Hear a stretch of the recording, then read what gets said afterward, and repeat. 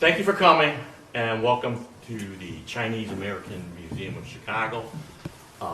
If this is your first time here, at the end of the artist talk, you are more than welcome to sort of roam around the second floor with the permanent exhibit, and then on the ground floor is something brand new that opened, was it just after Christmas, right? Before, like, Just slightly before, a wonderful show which I contributed some of my family archives to about Chinese American cuisine, which is a little bit different than what some of you might be more familiar with. It's stuff that has a longer history, that has been more Americanized than Chinesized, I think, that talks about the impact of it locally as well as nationally.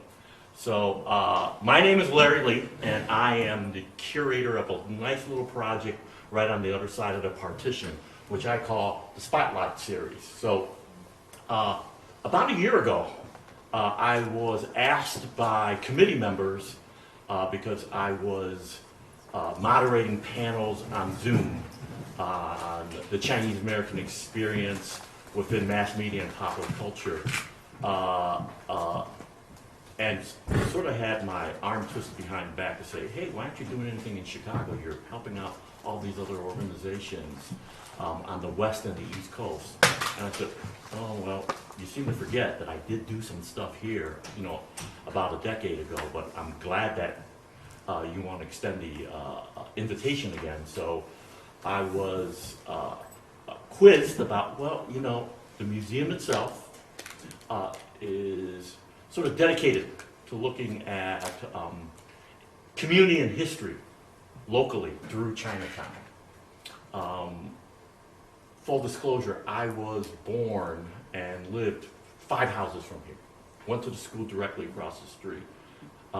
And so this venue has different memories because it was a place that most of those who lived in Chinatown would go to for their produce. This used to be the Guangyik, produce company. So when it became what it is now, I was very, very excited.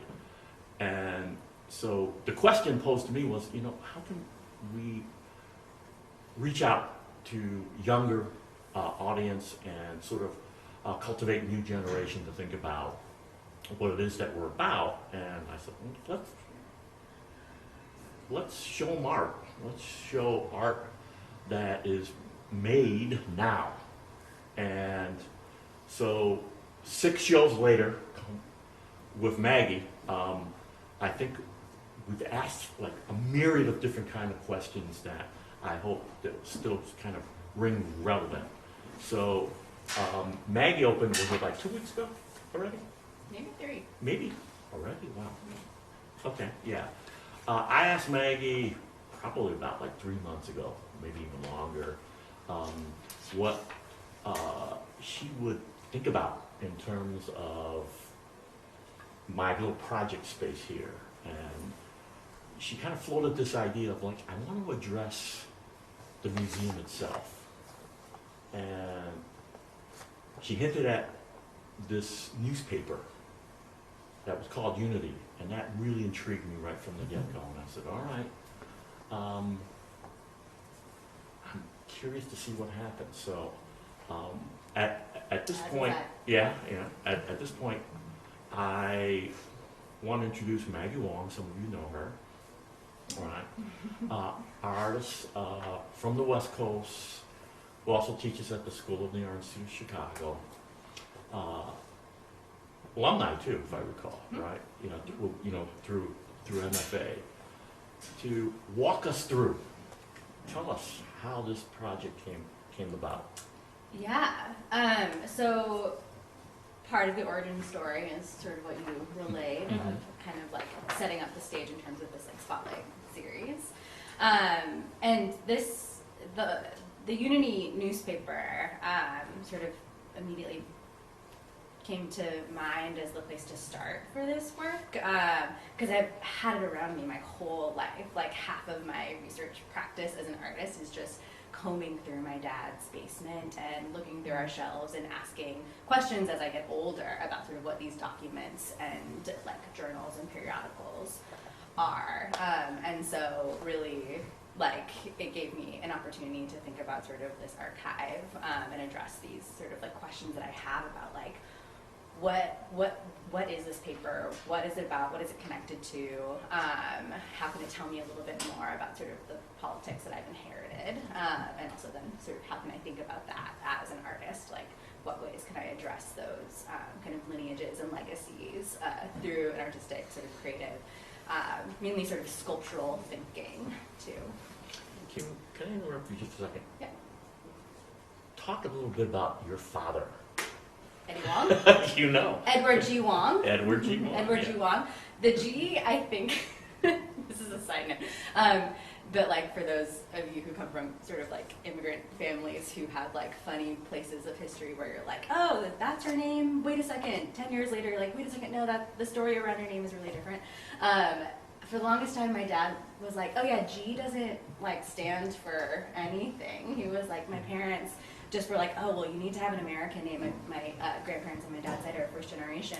My grandfather actually lived in Chicago for a long while before a long tale of sort of immigration tale.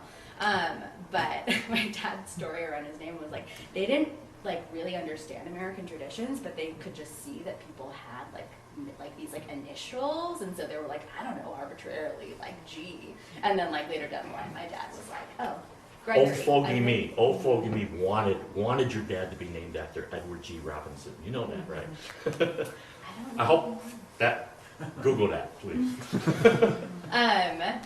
But Google that, and then you can also Google my father, who, so there's a part, to answer your question more specifically related to the show, my father and my mother were a part of this organization called the League of Revolutionary Struggle, which was a Marxist-Leninist organization. Very specific, that you know that. They would like really scold me if I did not be that specific.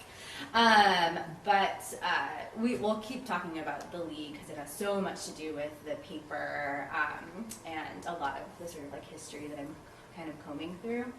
But prior to the sort of like really dedicated sort of like revolutionary communist movement that they were a part of, in the sort of like late 70s, 80s into the early 90s. My father was also an activist. He grew up in LA, and sort of like his real sort of like fuel for how his activism worked was through representational kind of image making, so i.e. documentary film, and experimentary documentary film too. So he has these like really wonderful films of sort of grappling with his own relationship to his father, and so I'm also like really seeing sort of these like lineages of my own practice kind of embedded into sort of the way that I've seen, the way that I saw his images growing up, and sort of how he was sort of relating to his own father, and sort of like these sort of intergenerational conversations. Yeah, you should check out Visual Communications is a organization, sort of like artist or like filmmaker-led organization in LA that my dad started in the 70s, around the same time that UCLA and a lot of schools in California were they just had a lot of student movement around the like sort of burgeoning ethnic studies movement, and we just kind of made that happen. There would be ethnic studies if there weren't a student movement. So a part of all of that history gave us Visual Communications that is still around and is doing a lot of work around sort of showcasing and supporting and educating young Asian American filmmakers tell stories about their communities. Yeah. And I'm kind of doing that, but in a really different way. Yes. Yeah. So I know I interrupted you. You were starting to give us sort of an overview of the installation. Yeah. So, we'll just do like a little sort of like refresh walkthrough of the work in the show, and then I sort of wanted to kind of get another little snippet of text for you all to kind of like put us in this place of the League and sort of like really steeping ourselves into sort of like the language that sort of was a part of their work. And then from there, we'll like kind of Yeah. yeah Move on. Just Okay, move on sure. with it. Because it's 2023. So the exhibition sort of starts off kind of in my mind. There's this like flow where it starts off in the center, and there's these piles of newspapers, or sort of folded newsprint, and on the top you see sort of like prints. On one sort of like set of stacks, you see kind of like a broken up piece of layout from like what looks like columns of a newspaper. And on the next, you see this sort of like positive image of those negative kind of parts of the layout. The text that is sort of like in those columns are transcriptions of a conversation between me and someone I kind of grew up with. Or another person who had parents inside of the League of Revolutionary Struggle. They're much older than I am. I kind of came at the tail end. I was born in '88. The League was founded in '78 and then disbanded in '90, even though Unity was printed for another couple of years. So it's this conversation between me and this person who is kind of my generation, but a little bit older, kind of like was there at the sort of, he was like 6 years old when the League was like formed, and 6 years old when collective childcare became sort of like a tactic for the comrades, and the idea of childcare was like not this kind of thing where, oh, we're thinking about sort of like how we have family first and then have our movement. It was kind of the opposite, where it was like, oh crap, like now, like we were students, we were really young, and now we're sort of having families and having children. What do we do? Because we need to still dedicate ourselves to this movement. And so in order for the work to stay kind of the priority in a lot of ways, and for the work to stay priority for the women who were in leadership roles, they created this childcare system. And so me and Jason are sort of just relaying like sort of memories and trying to talk through sort of a sort of reflective analysis of like what childcare was, how it functioned on a pragmatic level, but also like what it did as like a sort of like mothering environment, right? Like when you're so young, how does it help shape your worldview? How does it give you a sense of security or a sense of abandonment if your parents aren't around, but you're being taken care of by these other sort of adults and like these kind of like conditions of like how does trust operate in that environment, which is complicated and really different for a lot of people that I've been talking to. So with that, you kind of move along in the exhibition to these aluminum plates where you get a little bit better of a sense of sort of what the layout of the paper was, what kind of issues they were interested in. There's a large aluminum plate that's like an original printing plate for offset printing. All of the prints in the exhibition that I've made are also offset, and the large aluminum plate is accompanied by like a smaller aluminum cast. So it's like this moment of like trying to get into not only more specifics about the production of this newspaper, but then also sort of this like imprint and sort of like what happens like when I take up the process as like as a way of trying to understand like haptically, and sort of like it goes into the working with the layout too. How do I take up the sort of forms that they were using to sort of like understand their work a little bit better and play with it. And then so we move on to some more prints, some more interviews or conversations with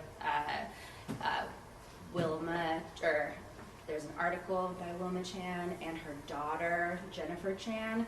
That's what you have in front of you, is sort of just Wilma Chan's sort of language in our conversation around childcare, as well as sort of snippets of the article that her mother wrote.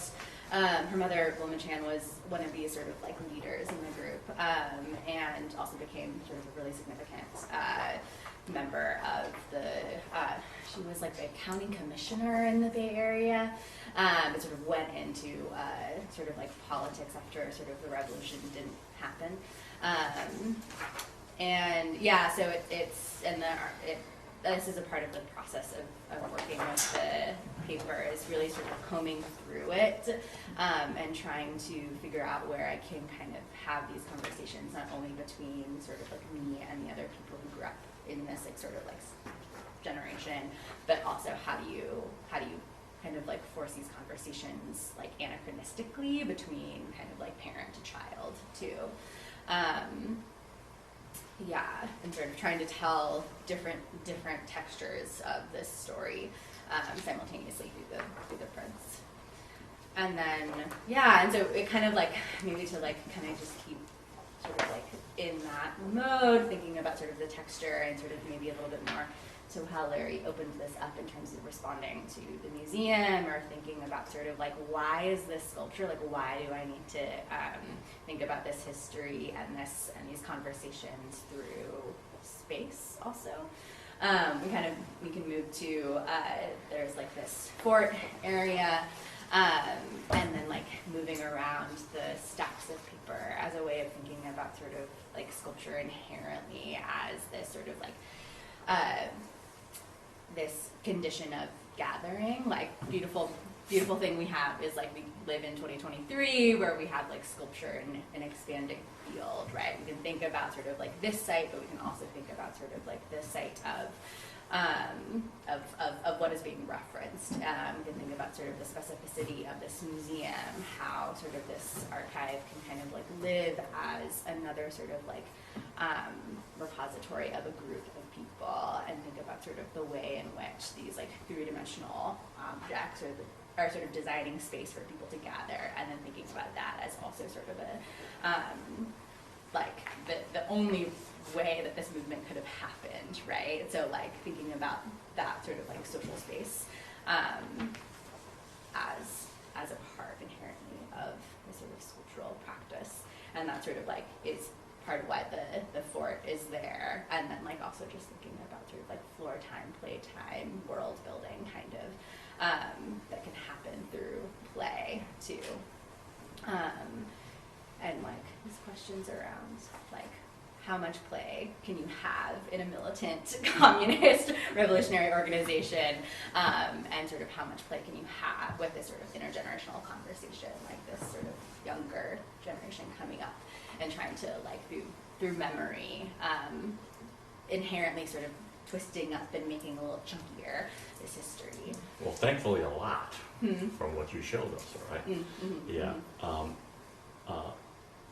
That brings up how I sort of introduced the question because of what you're creating that is so site-specific in memory and time, about what I might have facetiously, but I don't think so, referred to as a utopia. But then I also mentioned something a bit more pointed, probably more weighted in alluding to ShangriLa, right? That then brings up the questions even more of the politics in regards to how Chinatowns are usually perceived, right? The histories of which are, I wouldn't say bastions of democracy, but because of, the Chinese Exclusion Act, and how there was just rampant discrimination governmentally against the Chinese, let alone the Chinese Americans, to then think about, wow, how can I introduce another part of the larger dialogue that talked about larger oppressions facing peoples that were more specific to that era of more optimism, that those hippie times, if we may, of the 60s and 70s, to want to change the world, that you're kind of hinting at that then just pushes into the pragmatic. Mm-hmm. I'm going to lay that out for you. Yeah, I Yeah. love that idea of like pushing into the pragmatic. That's always Yeah. been like this sort of like a really beautiful tension is sort of like the Yeah. ideas of like, oh yeah, like we need to change the world, and then also like and then the how and the we need allowing for some sort of like imaginative space to like think. Yeah, and I kind of hinted at that when we were talking. I posed the question of, the idealism of ideology, or maybe even the ideology of idealism, right? Yeah. Yeah, I mean, so one way to enter into that question is to think sort of historically a bit, and so I like mentioned the sort of like student movement work that was happening like in the 60s and the sort of like push for ethnic studies like in the early that like sort of like landed in these like sort of departments and sort of like centers on university campuses in the early 70s, and that really being this moment like of sort of first generation students, like first generation to college students who are like in terms of just like my own family, like my dad trying to think through like what does this sort of like shift mean? Like the tensions also of like they thought that all of my grandparents thought that it's like all of their children should be like grateful and honor their parents' sacrifices that they've made over the years and coming here and being undocumented and the sort of like hustle of their lives. That like the kids would sort of like repay them by being accountants. They all became like academics and activists, which I think later my grandparents understood a little bit better maybe. But So the business of business versus aesthetics or arts. Yeah, I mean, but the funny thing is like my grandpa also was like he would practice calligraphy every Sunday and make like traditional like Chinese watercolor paintings, but it was like it comes back down to like the need, right? The sort of like no, like we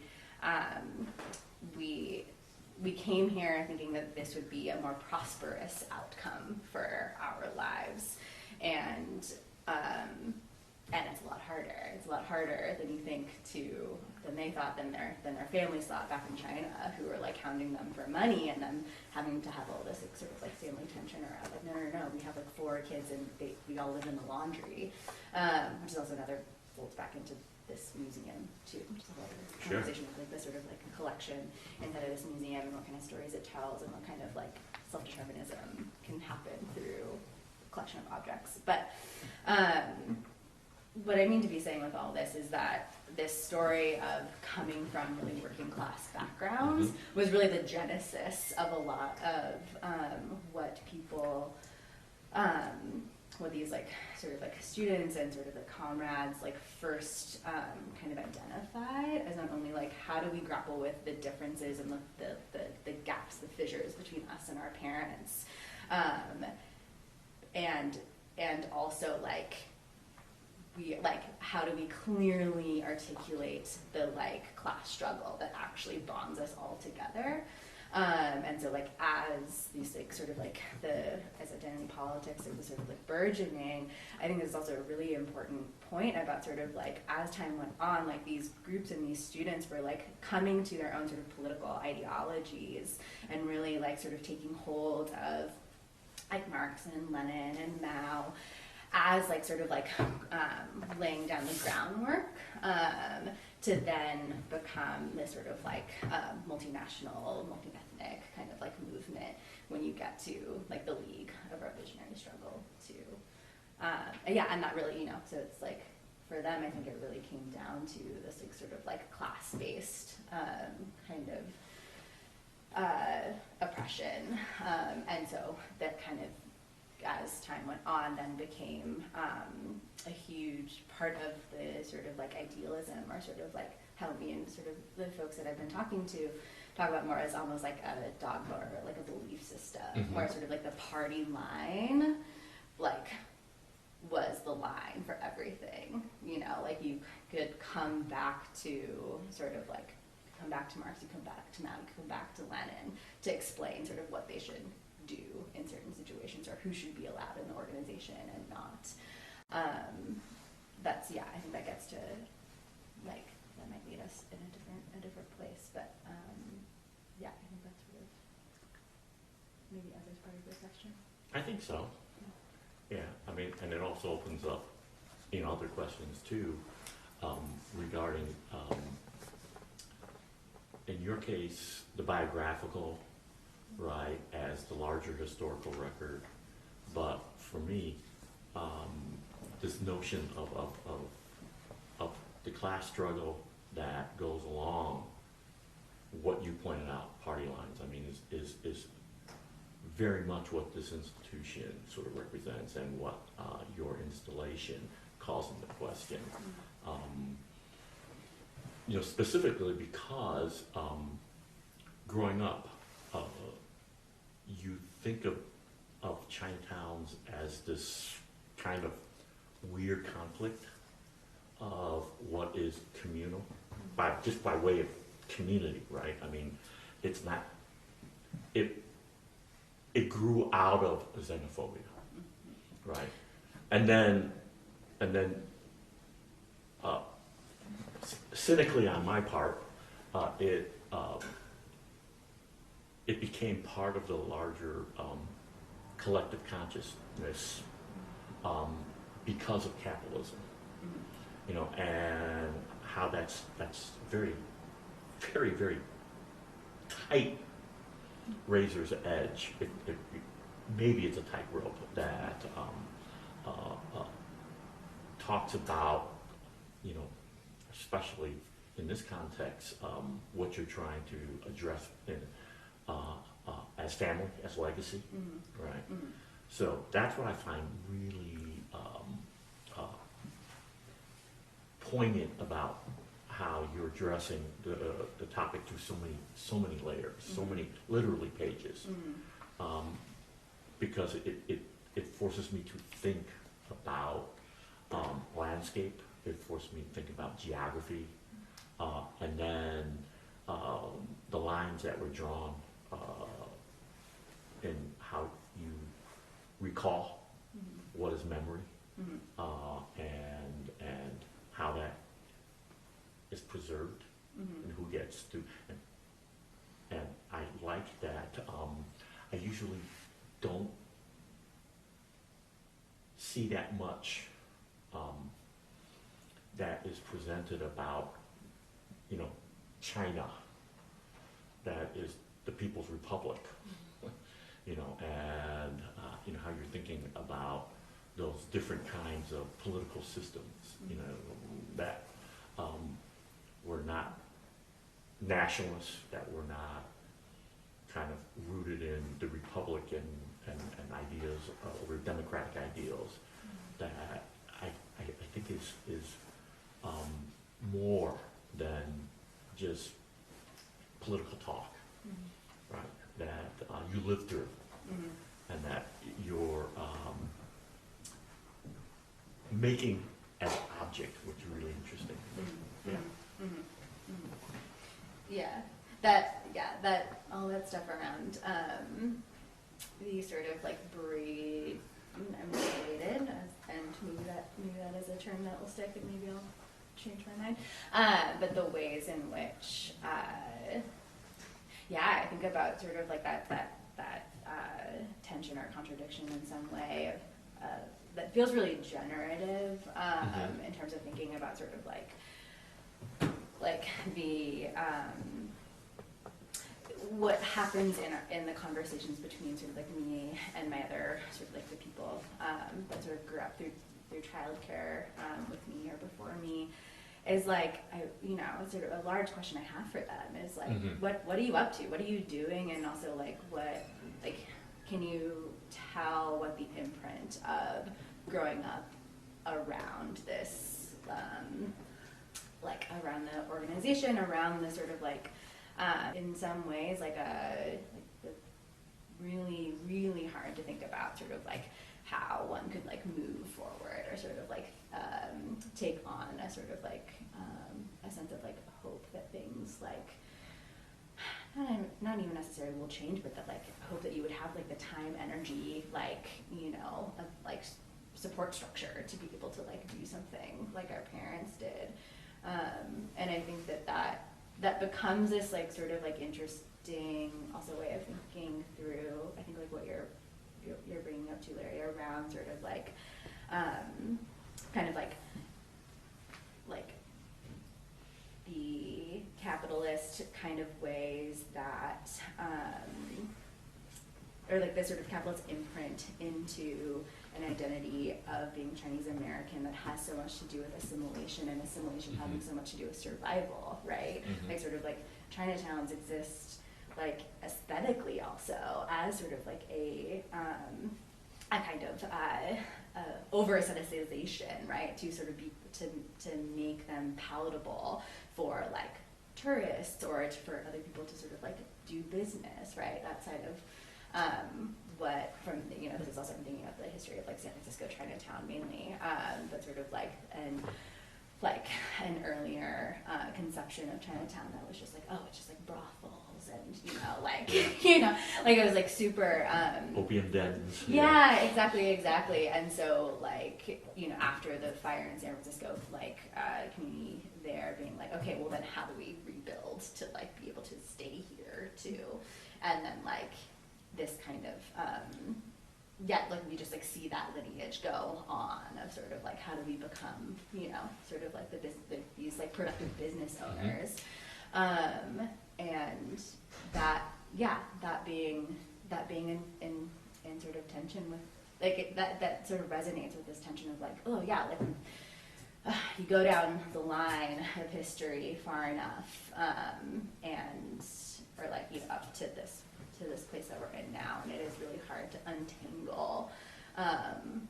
untangle the ways in which we can understand ourselves outside of like the ways in which sort of like our like different kinds of identity markers are constructed by an economic system that was like, you know, which is precisely what the previous generation was trying At this to point, I organize. know that you wanted to read. Oh, yeah, we can. I guess I A could. poem Unless for- people, because we have like 10 minutes left, unless people have questions. Oh, we have. And if people request Well, we started like 15 minutes late, Okay. so we could add that on. It's like soccer, you should add on. Yeah. It's been a while. Yeah. No, go ahead. Okay. Yeah. Okay. So, this text, this is a poem out of this journal called Forward, which was sort of like published alongside or like in tandem with Unity. So Unity was really like the sort of like boots on the ground kind of like reporting out of sort of what was happening within sort of like labor movement struggles, student movement struggles, as well as sort of like national fights against like imperialism and different sort of like global sort of exciting moments for the communist sort of revolutionary endeavor. But alongside that sort of just like how the practice was being lived out in communities and in the world, they also published this journal called Forward that sort of like dove a little bit more deeper into the sort of like political like ideology and sort of like analysis of like why we're taking up this kind of specific Marxist, Leninist, and Maoist kind of realm of thought. So this, what I'm going to read from is, it was published in January 1980. It has, the beginning of it is a history of the Revolutionary Communist League, which was a predominantly African-American sort of communist organization, and their merger with the League of Revolutionary Struggle, which when you read this, it's like, oh my god, all the drama of like what they had to do to like come together. Like, yeah, it's funny as like a The little juicy like, stuff. political Yeah, novella. yeah. And then it also just gets into sort of like more hardcore like political analysis, but along in tandem with this, I think it's like really beautiful to think about sort of not only like the I keep saying like they were like a militant group, like they were like alongside like learning from the Panthers, like also really gun happy, but like alongside of that there was poetry and there was art and there was image making. So I'm going to read this poem by Michael L. Humphrey. It's called 9 Hours, 6 Days. Let's see if I can do justice. Somebody says, wake up. Alarm clock, sun blowing through the window, wife, husband, children, get up. Body still begging for rest. Mind wants some peace. Get up. Run to the bank, the store, get the car fixed, pay some bills. Time to go to work. Punch in, work, more work, faster, work more, work faster, work, punch out. Go home. Eat, baby, shower, drink a beer. Look in on your children, kiss your loved ones while they sleep. In the morning, they'll do the same for you. Payday Thursday, work more Friday, Saturday, Sunday, need to rest. But things to do. 9 hours, 6 days, your life shrinks up. Everybody gets on your nerves. Pain in your body, mind wants some peace. Need some time to introduce yourself to your children, to your lady or your man. 9 hours, 6 days, your life breaks up. Money good, need money. But damn, need to rest. Mind wants some peace. Children want to see you. Your baby is lonely for you too.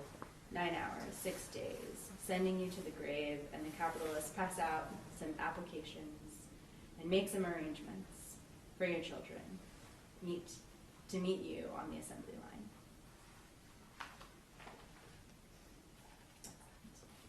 Thank you.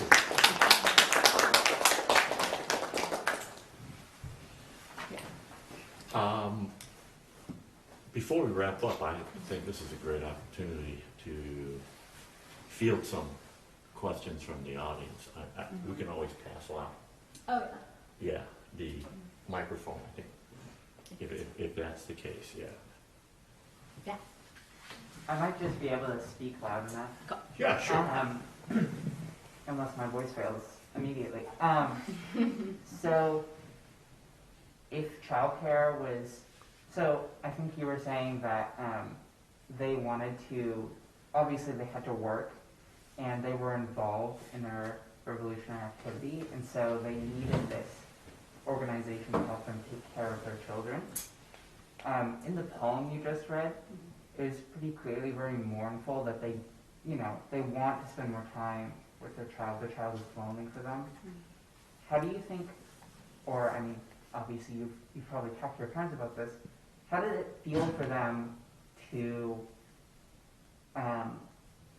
be working to make a world where they might not have to work as much, so they do get to spend time with their child, but to do that, they have to not spend time with their children. Mm-hmm, mm-hmm. I don't know if that makes sense. I might not be wording it Yeah. So I think like one thing that is an impression I get from like my parents and also the people that I grew up with, and maybe this is also, I'm just like totally projecting like my own experience, but maybe that's okay because that's like it is biographical. But the people, so the childcare system was a product of the League. Like they were like, okay, like we're gonna have these shifts. Like there's like a calendar in the exhibit too, based upon like sort of trying to transcribe what my Auntie Ernie was like telling me.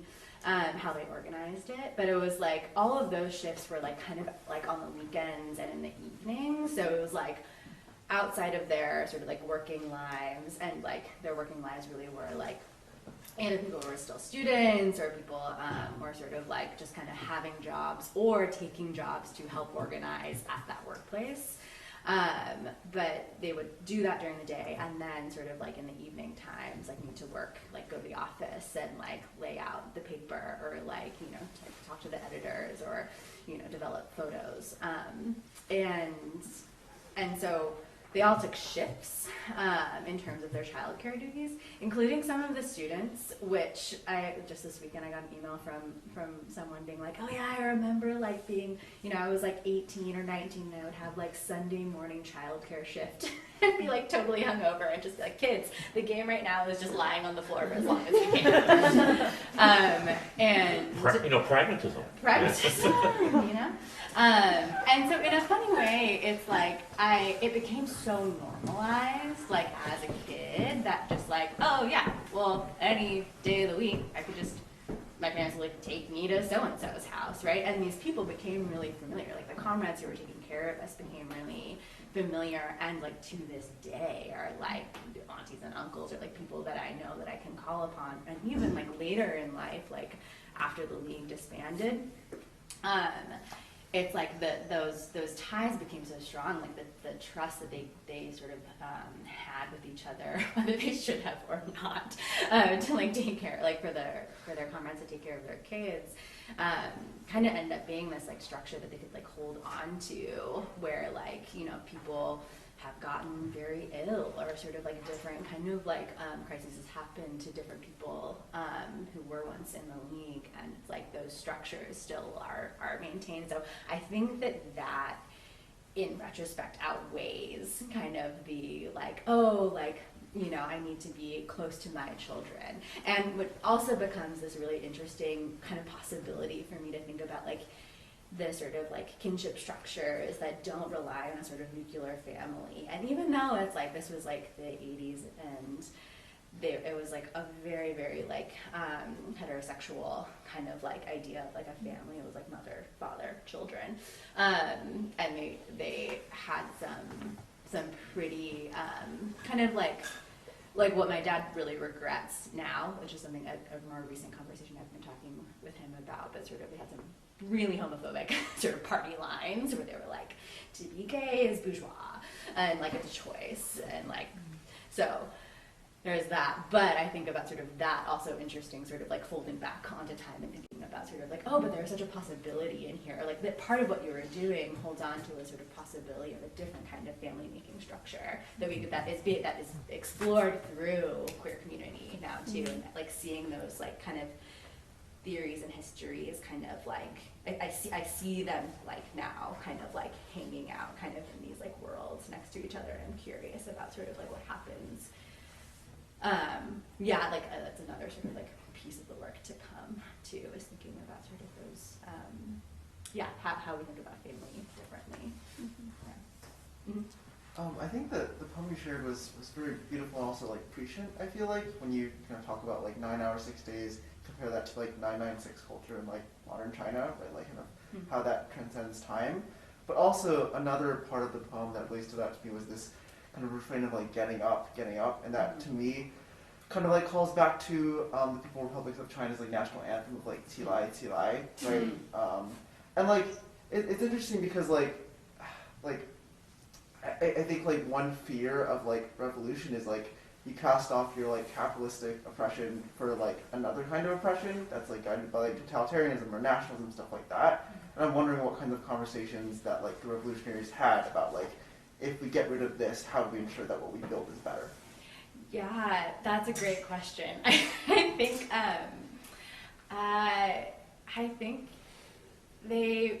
it was like a faith kind of thing, right? I think like they like held the office almost like in some sense church, or like the sort of paper was also like this kind of like proselytizing force of like the more they just really believed that like there could be only one result, and that result was like the workers would like unite, and what the inherent need was a sort of like socialist kind of like structure.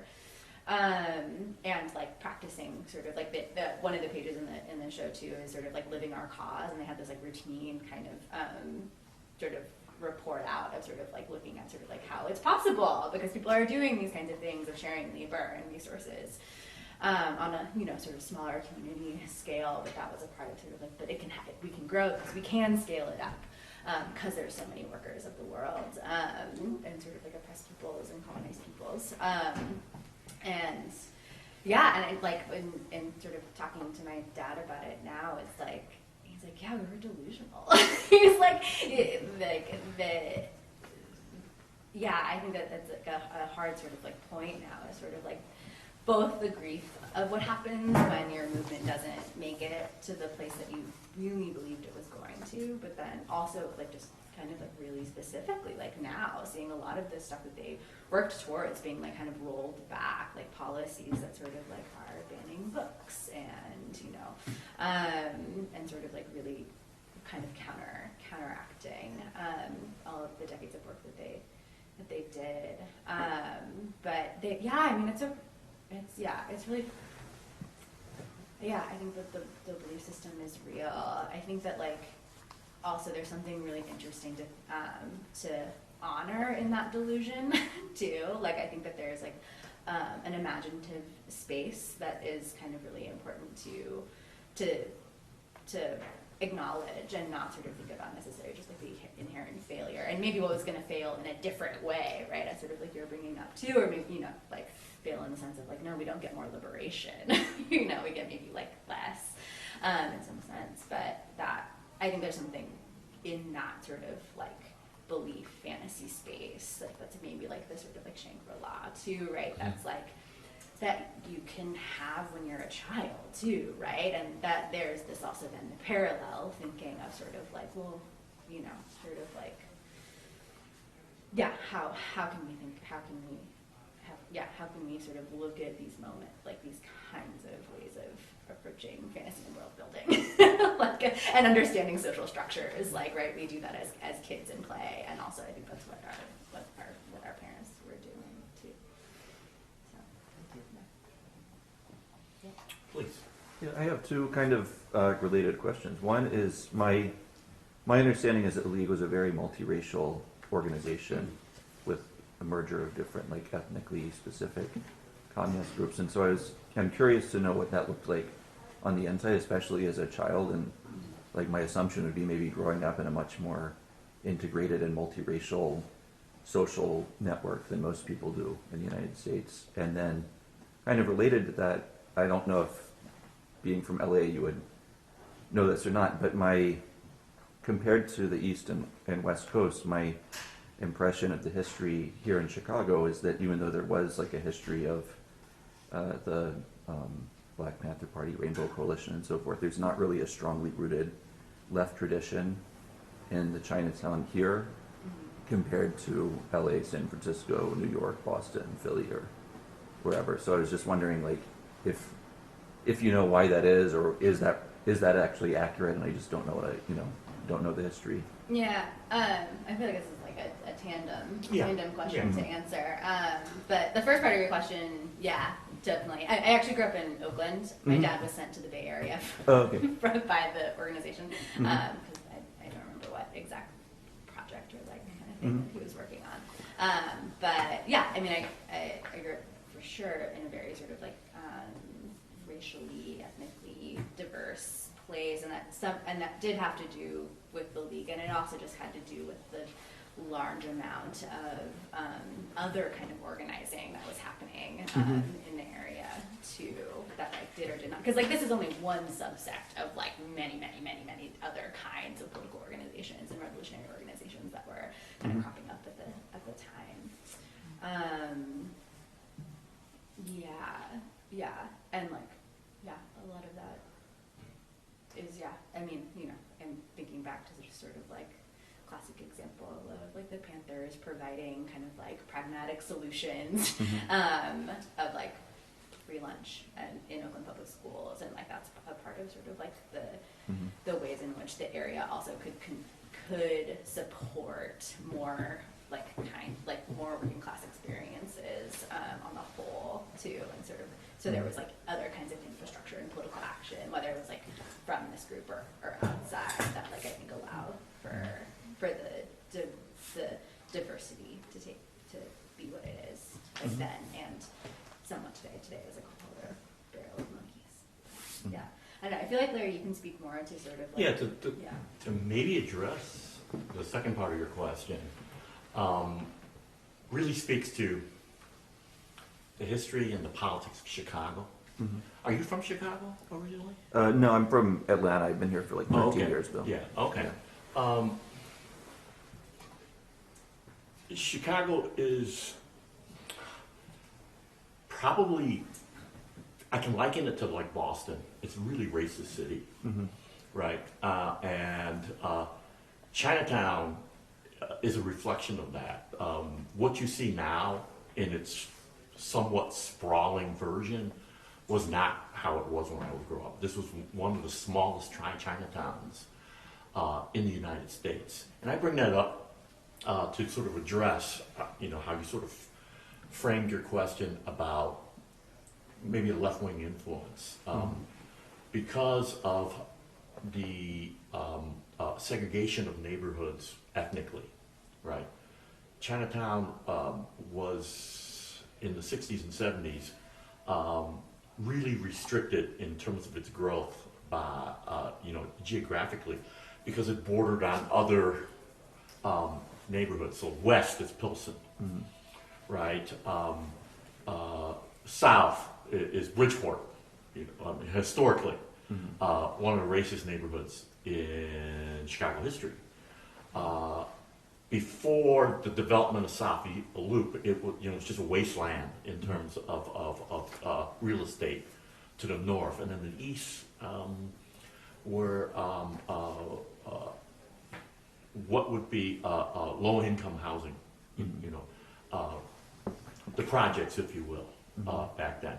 And so the politics in terms of what we're going to be voting on Tuesday, right, were probably more magnified even back then to really play up, the race that pitted white against black, and then you all had, of course, the different ethnicities trying to be represented through their voice, if you could. So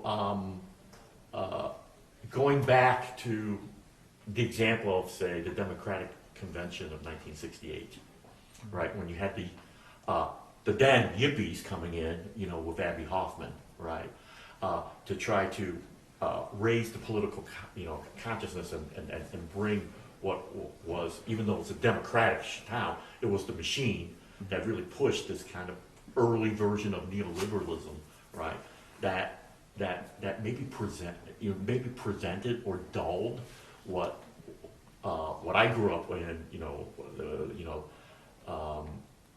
the history that through arts and literature was Nelson Algren, and Carl Sandburg, championing the working class, and the working class was predominantly the blue collar that wasn't that politically ideological, because they were basically circling their wagons here in Chinatown. So generationally, I'm hoping that has grown up a bit, to start to want to consider and maybe rethink the larger politics of how we're thinking about the different political systems beyond the United States, beyond the typical rhetoric of what became, the horror of the Vietnam War, etc. That really played into a weird kind of jingoism of, I wouldn't say right wing, but it's just, the party line of the Democratic machine here in Chicago. I hope that kind of like gives you some historical context. I'm sure, because we were very fortunate to have the Reverend Jesse Jackson here for the opening, and to remember Operation Push, the Rainbow Coalition. Yeah, but those were huge hurdles to overcome, and it needed to be done kind of incrementally. And first it was Mayor Byrd, then it was Harold Washington, and then so I'm hoping stepping stones, to consider, yeah.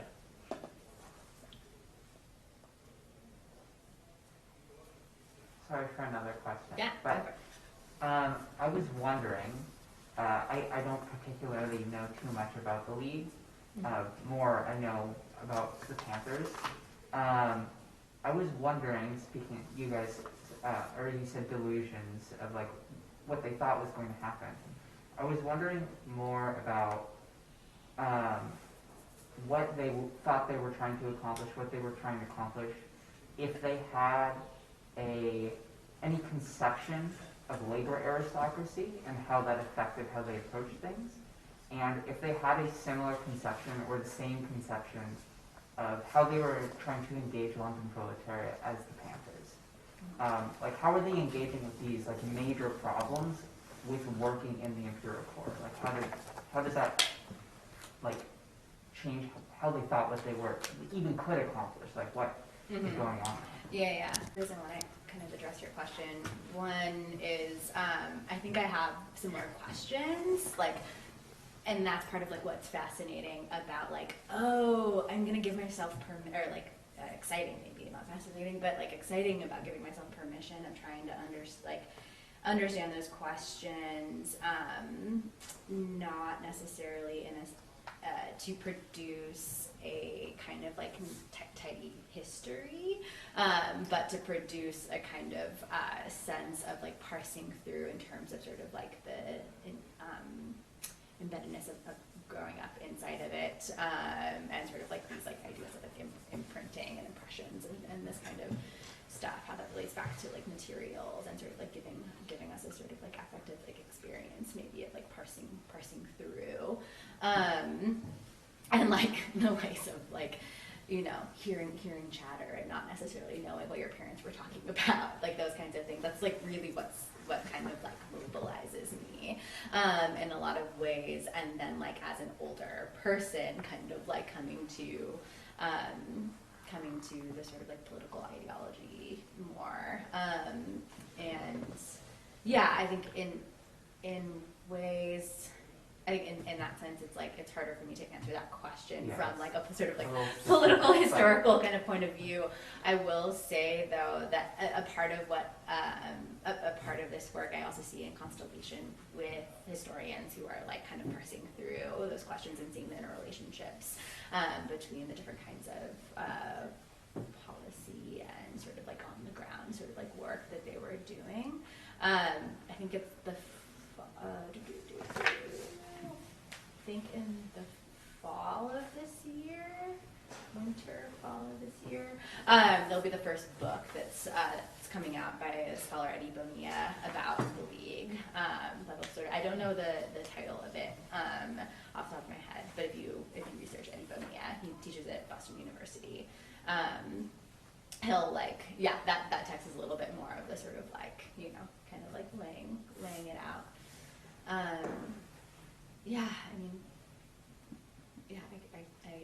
I think I'm also having like reflections alongside of like, sort of just like thinking about more so people's experiences post the League and sort of like taking on these sort of different levels of like access in the world too, because some people inside the League like took on like were really sort of like, okay, we're gonna like throw ourselves into these like factories or different kinds of like blue collar work in order to like organize, and then other people who were like leaders were able to like they had gone through school, they had education in law, and then were able to then also like kind of out of the League become academics, and sort of like in the end there was this kind of sort of like spread of the type of labor that people then went on to do, and then therefore like sort of like these kind of different sort of like tensions I think like happened after that. So I don't think it was tidily addressed during the time, I think, in relationship to sort of like the aftermath. Yeah, if that sort of helps a little bit. Yeah, I think that might be as helpful as it can be. That might be just like a question that I have to ask somebody who is in it, and just be like, what was your guys' party line? Like, what were you considering in this? Like, what did you really think you were going to accomplish while being, on the West Coast in America, like during this time period, surrounded by, the developing of, obviously California is what it is now.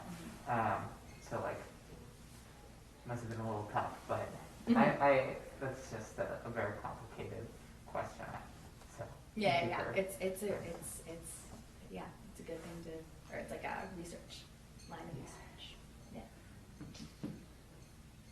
I have a question. Yeah. I think I'm thinking a lot about like first generation immigrant experiences versus second generation. You said your grandparents were first generation. They immigrated. Okay. So my dad's first, I'm second. Yeah. Oh, okay. I was just, maybe this isn't, I was just thinking about like, I think there's a sort of generalization about second generation immigrants as being like folks who push against like, want to assimilate more or something as a reaction against, maybe being brought up in an environment that is, where they felt like outsiders or something.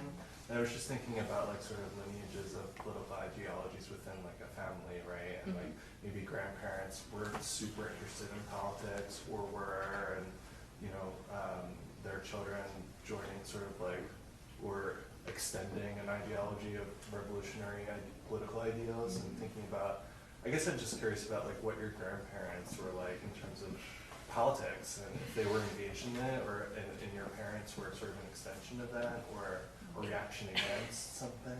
The latter, for sure. Okay. I think, my grandparents were, they were like honestly really just trying to get by and not get deported. Like they were just like trying to find, like, run their, like, first off, like, get property in order to, like, have a business, and then, like, run that business. They owned a laundry. And then, like, just sort of, like, they had promised, like, at least my grandma's side of the family, were expecting sort of, like, financial help from them, too, because they're like, we like helped arrange your marriage so you could go to America, and now it's like you are a business owner there, like you should be able to kind of like compensate us. So the generation pressures also like extend beyond, right, too, in this sort of sense, or generational sort of. Was that pre or post World War II? Pre. Okay. And then, so from sort of parsing through sort of like the relationship my dad and my aunts and my uncles had with their parents. It was, and also like my grandfather died when I was really young, so I only have the sort of like stories of him. Maybe that's also why I'm captivated by like trying to enact stories or sort of like feel through memory. But my grandmother also, like, I never learned Chinese, and her English wasn't very like great. So the way we communicated was like a lot through like food and gesture and just sort of like a being together. So I only ever got this sense of just like this like maternal kind of like care. But yeah, they really, I think they didn't like where the politics ended up getting started was like through like my dad and my aunts like looking at the conditions under which like my grandparents worked and like how they were treated, and how they navigated through assimilating, and the maybe limitations afforded to them in this like sort of like weird twisted way because of racism, even though assimilation can also be understood as this sort of like racist kind of or motivated by a kind of like squashing of cultural specificity. Yeah. And then there's like my generation that's like sort of like we're millennials. We tried, we'd occupy that, but we didn't know what to ask. Like we didn't know like really like what we were like looking to do. We just knew something needed to be different. And so we camped out and we explored systems of mutual aid and then on and on. But yeah, I think that that's also part of like what I'm like sort of interested in is sort of like how what gets lost between like what gets like motivated from those sort of like generational differences, and then what gets kind of lost, and is there are those imprints how does imprints show up to right now they're prints. I was just gonna say. Yeah.